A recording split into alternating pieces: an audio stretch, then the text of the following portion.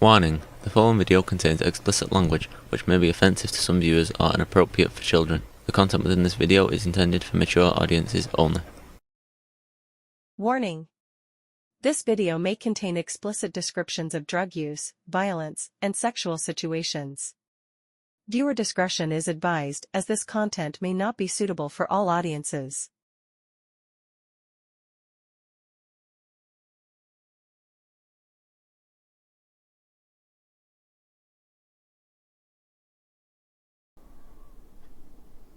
Hello and welcome to this video. I hope everyone's doing well. Hope everything is going right for everybody. We are re-entering the world of Hunter S. Thompson and his novel Kingdom of Fear. So, without further ado, let's get into this thing.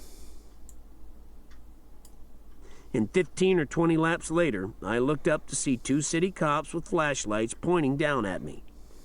"Okay, fella," said one. "Come on out of there. You're under arrest." "What for?" Yep. The whole bucking the system. Years ago, a little over 20, we used to go to different. You'd have a friend that lived in an apartment complex, and a bunch of us would get together and we'd show up at that friend's apartment complex and we'd stay into the pool. We'd go to the pool and like take it over and stay in the pool till the cops kicked us out or somebody got arrested for being inappropriately unattired or displaying their acts of carnal knowledge. So yeah. "You know," said the other. "Let's go." They took me up to the lobby to see the night manager, who declined to press charges when he realized I was a paying hotel guest. Oops, yeah, that it's a whole circle of crazy, or bureaucracy, I should say. My bill was running around $85 a day at that point, and besides that, I was registered as press. So the matter was dismissed without rancor when I agreed to go back to my room. You do it every night, and, it is what it is, I guess. We went through the same motions 24 hours later, and also on the third and fourth night. But on the fifth night, for some reason, the pool guard said nothing at all when I appeared. I said hello and started taking off my clothes, expecting him to head for the house phone on that pole out in the middle of the patio. And he didn't. That he'd used on the other nights. But he just stood there and watched me dive in. Then he spent the next 45 minutes pointedly ignoring me. And at one point, just as dawn was coming up... what I want to know is if you're actively or pointingly ignoring somebody, or are you you're making a point to let them know you're ignoring them. So are you really ignoring them? He chased a videotape crew away from the pool when they tried to film me swimming.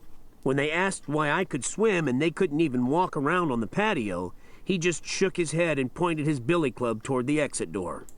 That's a cop move. I never asked him why.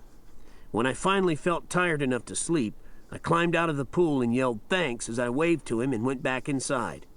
He waved back, then resumed his bored pacing around the patio. That is probably boring as hell job when you don't have people like Thompson being an asshole. Well, even if he is, still you're getting paid for it. So it's not a big deal. Other than boring, it's not a bad way to earn a little bit of coin.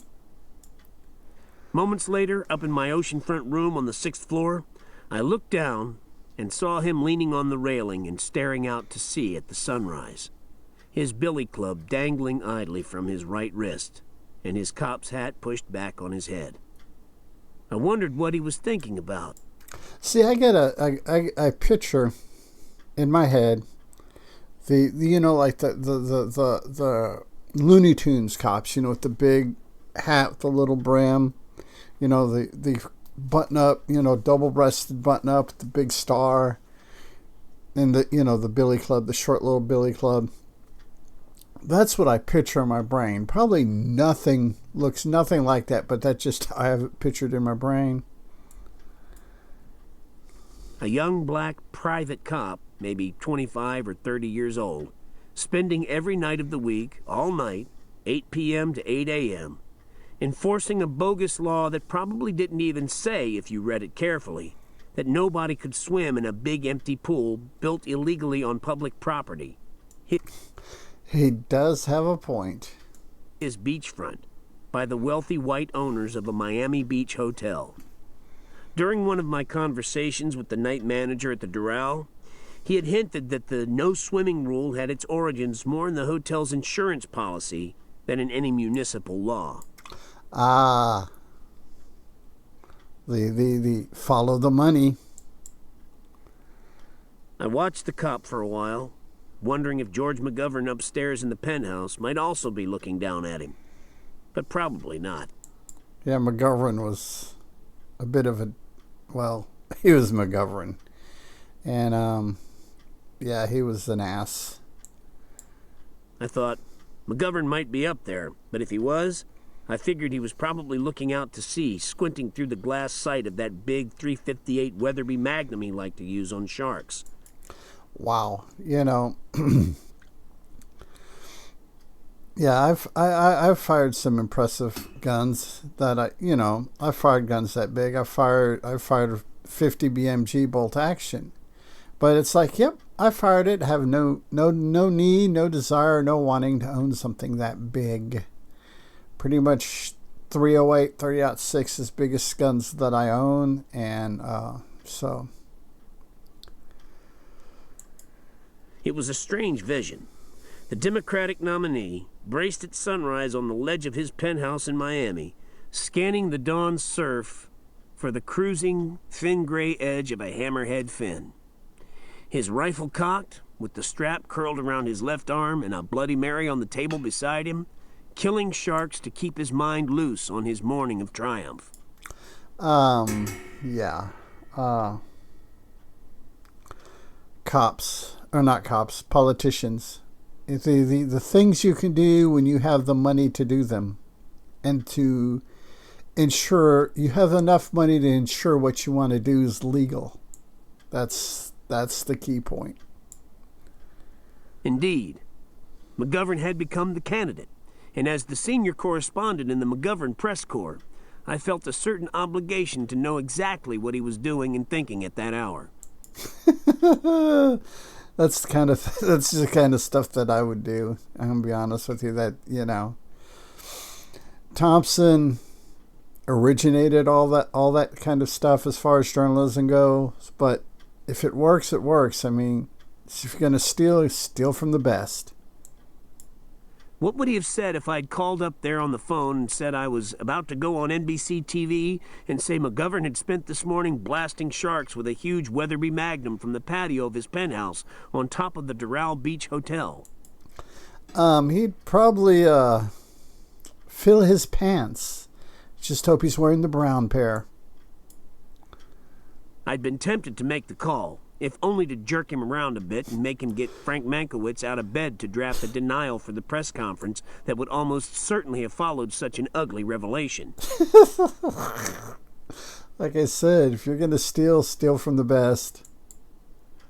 But I decided against it.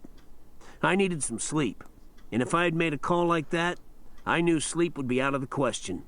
It would have generated trouble, and I figured it would probably result in getting myself publicly denounced as a dangerous dope addict.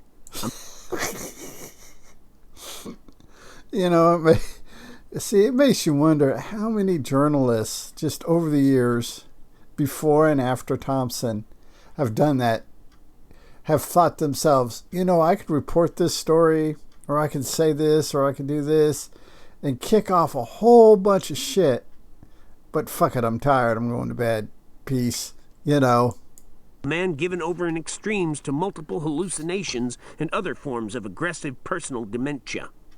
Between Mankiewicz and South Dakota Lieutenant Governor and McGovern crony Bill Daugherty, they would have hashed up a story that would not only have caused me to be discredited, but they could have done all kinds of things to him. But probably would have gotten me locked up indefinitely at the expense of the state, forced to undergo the hickory cure and perhaps even shock treatments. What? Yeah, you know, when somebody's got the money to make it legal to sit in a penthouse and shoot sharks with a Weatherby Magnum, yeah, you go into prison for a long time. Something completely made up is not too far out of the scope of possibility. Don't mention that word. Shock treatments, shark shooting. Well, I get a sudden sense that we're pushing it a bit here. So why not change the subject? July 1972.